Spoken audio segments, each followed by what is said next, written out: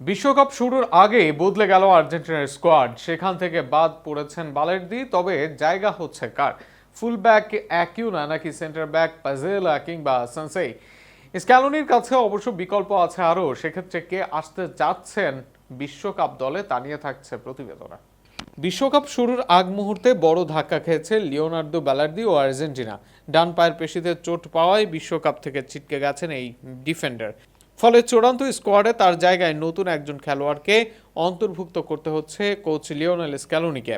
মূলত centre back হিসেবে খেললেও প্রয়োজন হলে রাইট ব্যাকের ভূমিকাও পালন করতে পারতেন বালার্দি। তার এই বহুমুখী সামর্থ্য আর্জেন্টিনার রক্ষণভাগে বাড়তি ভারসাম্য এনে দিয়েছিল।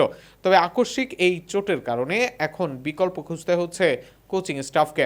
প্রাথমিক ৫৫ সদস্যের তালিকা থেকে বাদ পড়া ৫ ডিফেন্ডারের মধ্য থেকে নতুন কাউকে বেছে নেওয়ার সম্ভাবনা বেশি। আর সেই দৌড়ের সবচেয়ে এগিয়ে রয়েছেন মার্কোস সেনসেই।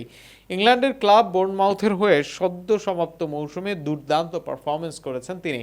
ধারাবাহিকতা, অভিজ্ঞতা এবং বর্তমান ফর্ম বিবেচনায় সেনসেইকে সবচেয়ে শক্তিশালী দাবিদার মনে করা হচ্ছে। অন্যদিকে বিশ্বকাপ জয়ী ডিফেন্ডার জেরমান পাজেলাও আলোচনায় রয়েছেন। যদিও চোট থেকে ফেরার পর ক্লাব পর্যায়ে নিজের সেরা ছন্দে ফিরতে পারেননি, তবুও আন্তর্জাতিক অভিজ্ঞতা এবং দলের পরিবেশ সম্পর্কে তার পরিচিতি বড় সুবিধা হিসেবে কাজ করতে পারে। এছাড়া লুকাস মার্টিনেজ কোয়ার্তাও সম্ভাব্য বিকল্পদের একজন।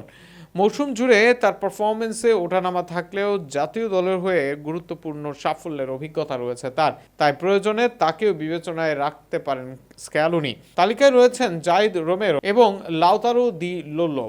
তবে জাতীয় দলের অভিজ্ঞতার ঘাটতি এবং সাম্প্রতিক পারফরমেন্সের কারণে তাদের সুযোগ পাওয়ার সম্ভাবনা তুলনামূলক কম বলেই মনে করা হচ্ছে।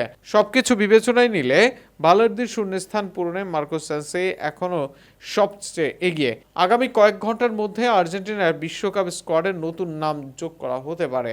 আর সেই ঘোষণায় যদি কোনো বড় চমক না থাকে, তাহলে সেনসেই বিশ্বকাপের টিকিট প্রায় নিশ্চিত বলেই ধারণা করা হচ্ছে।